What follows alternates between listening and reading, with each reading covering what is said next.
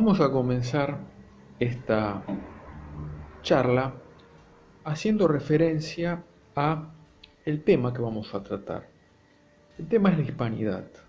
En realidad esta charla es una introducción a un pequeño librito que he preparado sobre cómo ha ido surgiendo esta idea, este concepto, cómo se ha ido desarrollando el concepto de hispanidad, y lo que me interesa dejar claro en mi librito es que no solamente es una idea que ha surgido en un momento dado, que ha habido autores que ya vamos a mencionar que han desarrollado este concepto, pero que no es una idea en el aire, una idea hueca, sino que es una idea que está fundada en la realidad, una realidad que por ahí en su momento no se la llamó con este nombre, pero que ahí estaba, y que lo que han hecho los autores a los que nos vamos a referir luego es descubrir el nombre o ponerle nombre a esa realidad que ahí estaba.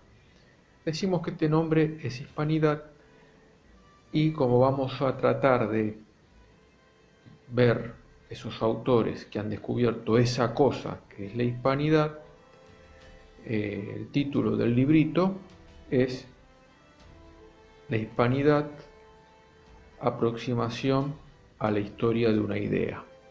Vamos a ver cómo surge esta idea fundada en la realidad, no es una idea, como se decía ahí, que es pura abstracción.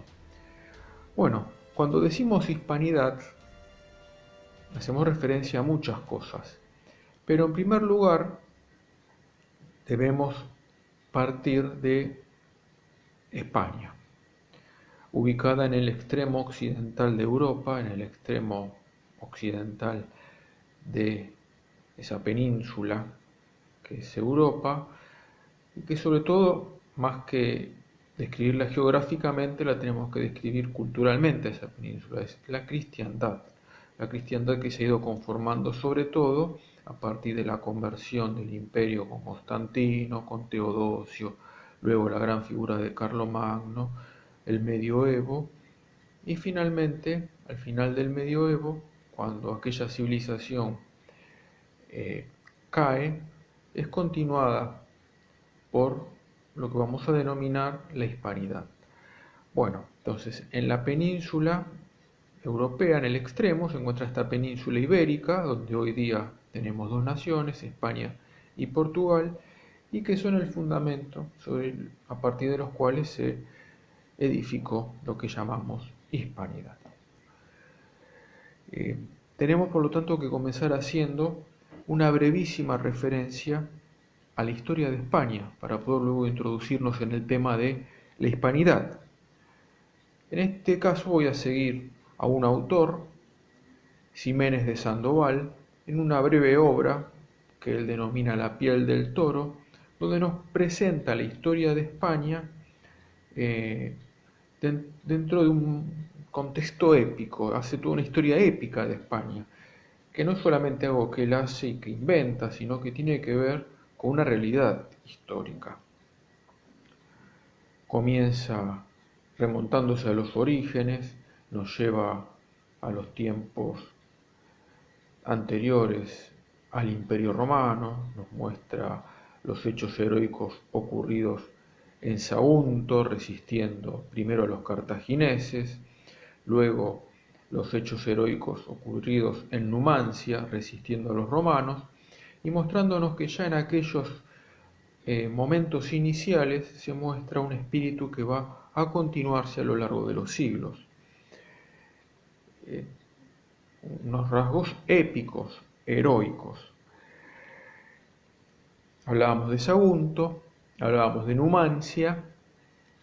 Debemos decir que finalmente esa resistencia heroica opuesta al romano fue vencida y la península, para su bien, se incorporó a la civilización romana, a la historia de Occidente. Y no solamente se incorporó, sino que hizo aportes muy importantes con figuras de gran relieve dentro de la cultura latina, e incluso dio dos grandes emperadores como Trajano y Adriano.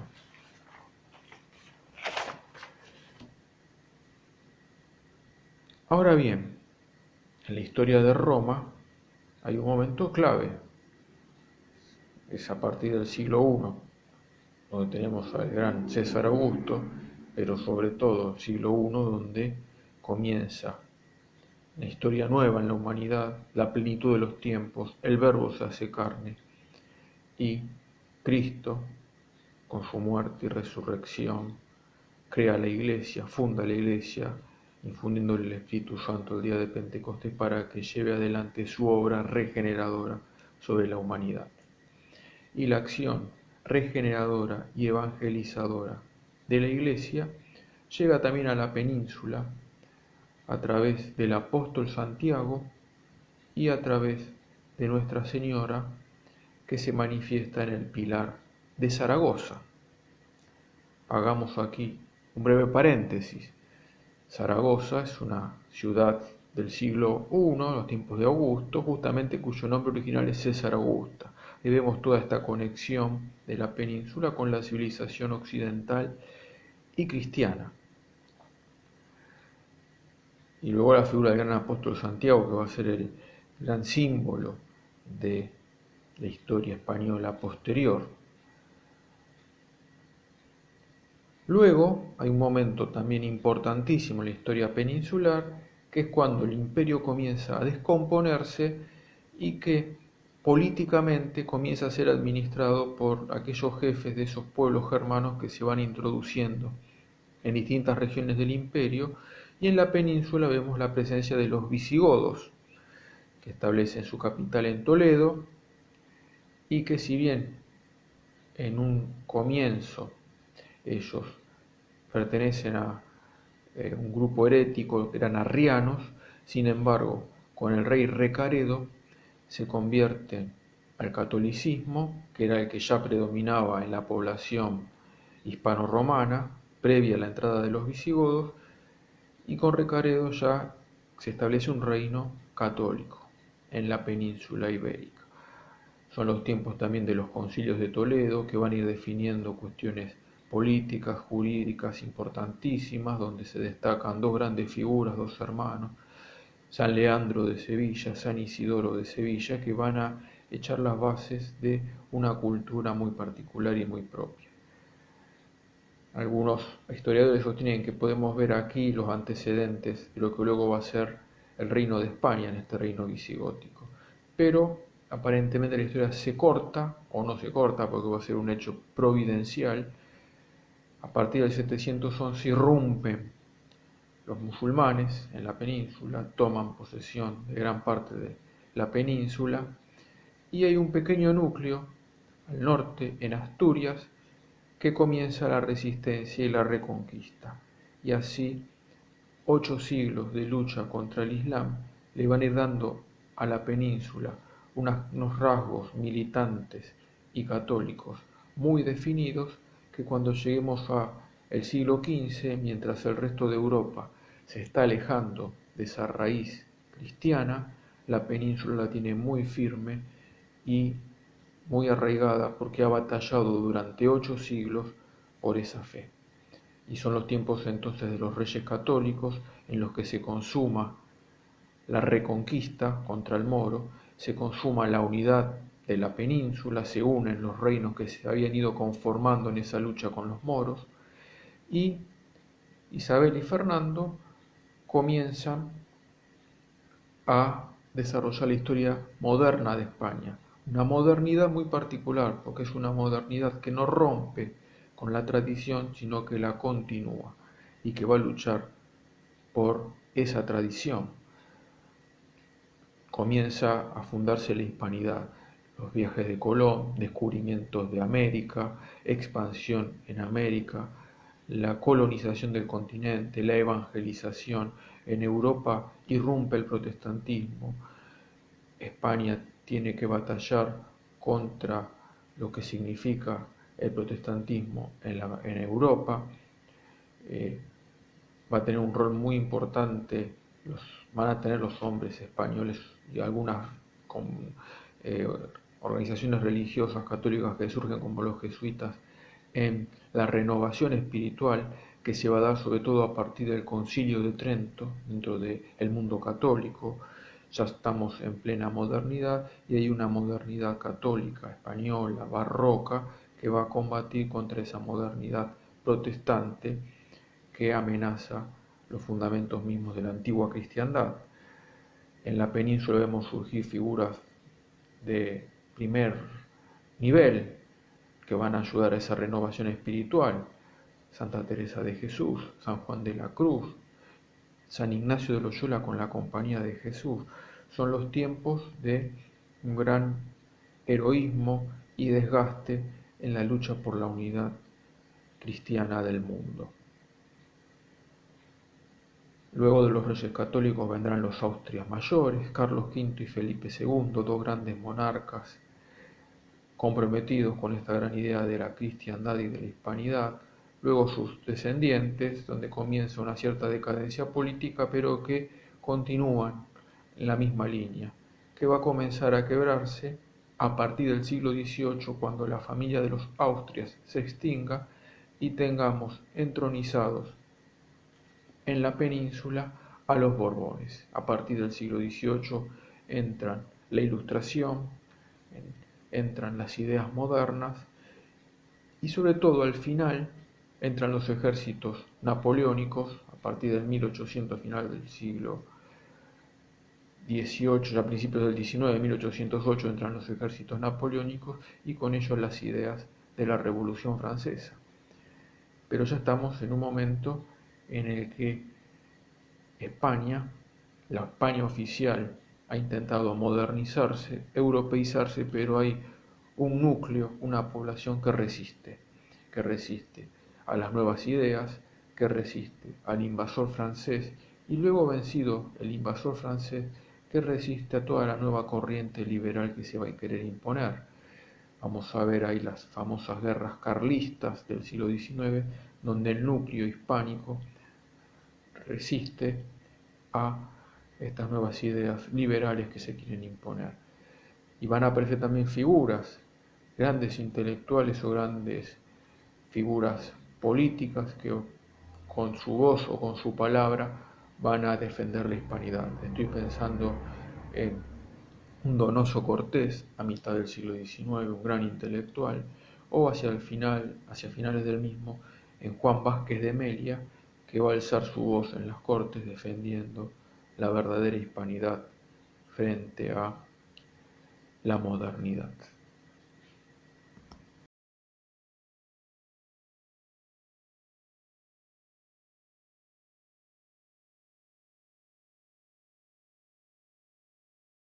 Bien, en esta segunda parte vamos a desarrollar ya el tema de cómo se ha ido constituyendo la idea de hispanidad en relación a esa realidad concreta que era la hispanidad y de la que tratamos en la primera parte. Podemos decir, poner como un punto importante, el año 1917, en Argentina, durante la presidencia de Hipólito Yrigoyen, se decide celebrar el 12 de octubre, conmemorar y establecer como una fiesta aquella gesta del 12 de octubre de 1492. Decía el decreto del presidente Yrigoyen: el descubrimiento de América es el acontecimiento más trascendental que haya realizado la humanidad a través de los tiempos. La España descubridora y conquistadora volcó sobre el continente enigmático el magnífico valor de sus guerreros, el ardor de sus exploradores, la fe de sus sacerdotes, el preceptismo de sus sabios, la labor de sus menestrales, y derramó sus virtudes sobre la heredad que integra la nación americana. Un lenguaje que hoy día es imposible escuchar, ¿no? Pero donde quedaba bien claro el espíritu de aquella gesta y donde se defendía aquella gesta. Y se comenzó a festejar justamente aquella realidad histórica. Se le comenzó a dar el nombre de Día de la Raza. Sin embargo, en el año 1926, un sacerdote español, residente en Argentina, vasco, Zacarías de Vizcarra, en un artículo propone llamar a este día Día de la Hispanidad, propone el nombre Hispanidad. Dice que es más propio, ¿no? Porque el día de la palabra raza se prestan varias interpretaciones. Si bien tenía un sentido, se le dio un sentido espiritual a ese término, pero Zacarías de Vizcarra dice que es más preciso usar el término hispanidad. Y es una analogía con los términos humanidad y cristiandad. Así como existieron los términos humanidad y cristiandad, era conveniente comenzar a utilizar y aplicar para esa realidad histórica el término hispanidad. Y le da dos sentidos al término hispanidad. Así como humanidad y cristiandad tienen dos sentidos, dos significados. Un primer significado sería todos los pueblos que comparten un origen hispánico en común. Y el segundo significado, en relación con el primero, son las características que definen a esos pueblos, aquellos rasgos particulares que los diferencian del resto. Luego, unos poquitos años después, en esta búsqueda o en esta profundización de lo que denominamos hispanidad, el episcopado argentino resolvió en el año 1933 que así como existía una fiesta civil del 12 de octubre, era necesaria una fiesta religiosa, porque aquella gesta tenía un sentido religioso muy profundo. Y decidió establecer entonces una misa conmemorativa, la misa de la Santa Cruz, que se celebraría para conmemorar y festejar esa fecha. Justamente a partir de que el episcopado toma esta decisión, Zacarías de Vizcarra escribe un libro denominado La vocación de América, donde desarrolla la relación de América con las misiones, con la Santa Cruz plantada aquí por la Madre España, la relación de América con la Inmaculada, la presencia mariana, es innegable, la relación de América con el apóstol Santiago, el patrono de la hispanidad, y la relación de América con la Sagrada Escritura, donde Zacarías de Vizcarra nos remonta a las profecías del Antiguo Testamento y dice que ya allí está de algún modo anunciado el descubrimiento de una nueva tierra a la cual se llevaría la salvación. Hemos hecho entonces mención de una figura clave, Zacarías de Vizcarra.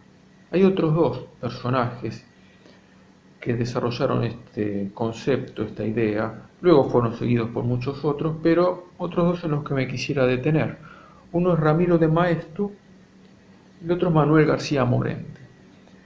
Ramiro de Maeztu perteneció a la generación del 98, aquella generación preocupada porque veía a una España en crisis, a una España con serios problemas, y que muchos de aquellos intelectuales creían que el problema de España era justamente el no ser lo suficientemente europea, entendiendo por europeísmo a la cultura de la modernidad. Entonces marcaban las diferencias entre lo que había sido la historia de España y el resto de Europa.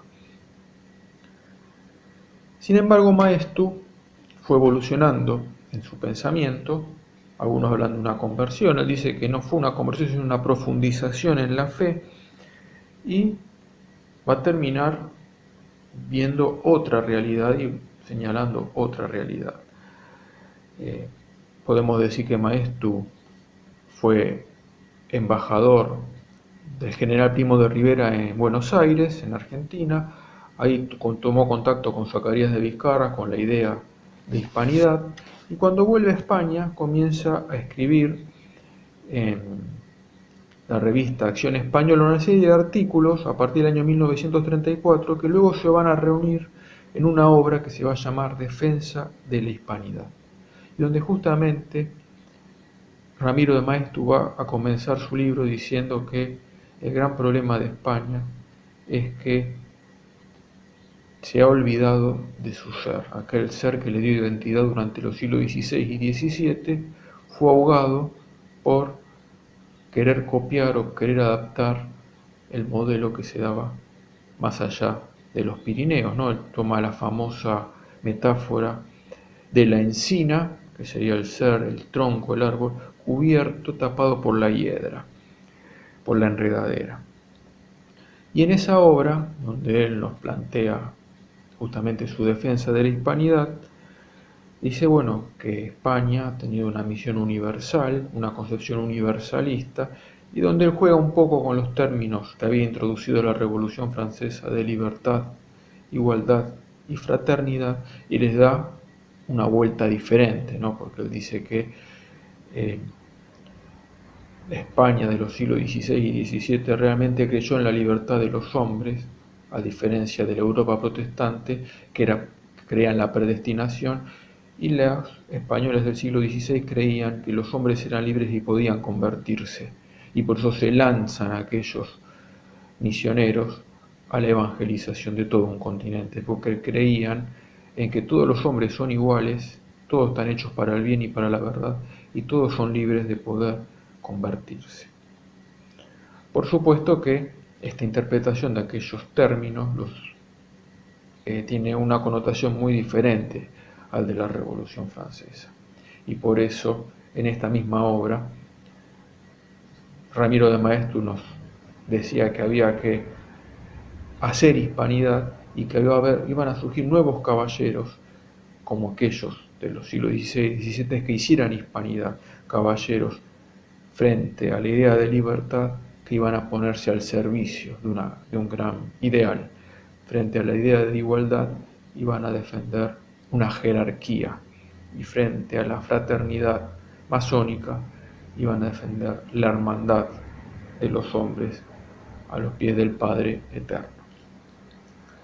Hay mucho más que podríamos decir en esta breve charla sobre Maeztu, pero vamos a ir a otra figura, Manuel García Morente, filósofo kantiano, agnóstico, que cuando estalla la guerra civil en el año 36 ve morir violentamente a su yerno en manos de los rojos, tiene que huir a París, sufre una crisis muy profunda, a estar separado de su familia, de sus hijas, de sus nietos, y en ese contexto es que él tiene una conversión,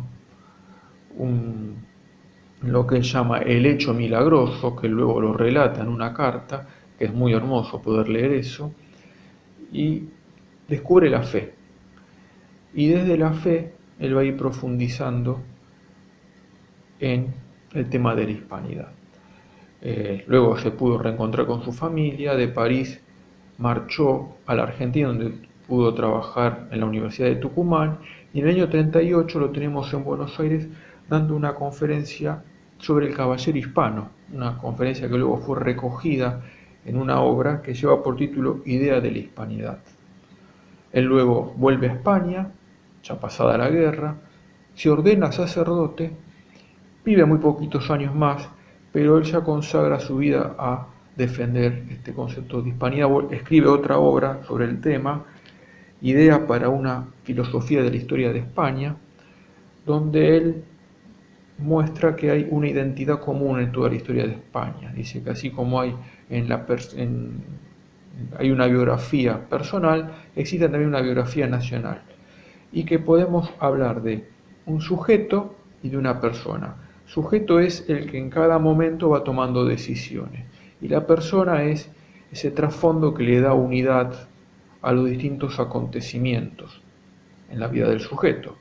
Y él aplica esto a las vidas de las naciones, entonces dice que hay unos hechos concretos históricos, pero hay una identidad por detrás de esos hechos, que es la identidad hispana.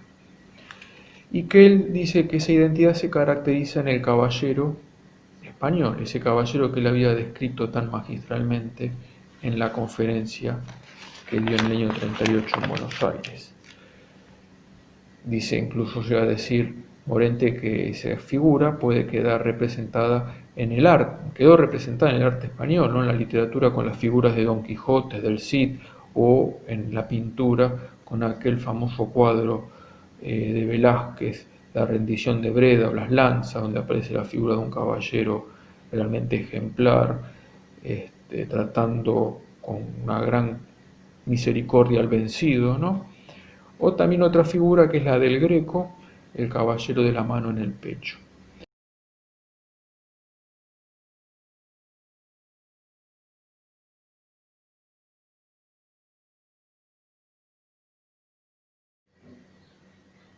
Bien, vamos a cerrar esta charla con una conclusión. Ya en la primera parte desarrollamos el tema de la historia de España como fundamento de la hispanidad. En la segunda parte estuvimos viendo los pensadores que estuvieron desarrollando esta idea de hispanidad. Vimos a Zacarías de Vizcarra, Ramiro de Maeztu, García Morente, que los ubicamos entre los años 20 y 30 del siglo XX. Y decíamos que la hispanidad no es solamente una idea, sino una realidad, es una catolicidad militante. Y eso se vio justamente en hechos históricos concretos que se vivieron por esa época. Me refiero sobre todo a la cristiada en México, al grito de Viva Cristo Rey. Aquellos bravos mexicanos salieron a defender su fe, su tradición, su cultura, y luego, en la década del 30, la gloriosa cruzada española contra el comunismo. Eh, Creo que ahí queda ejemplificado el espíritu más profundo de la hispanidad. Son temas que darían para otras charlas. Así que bueno, gracias por la atención y los minutos dedicados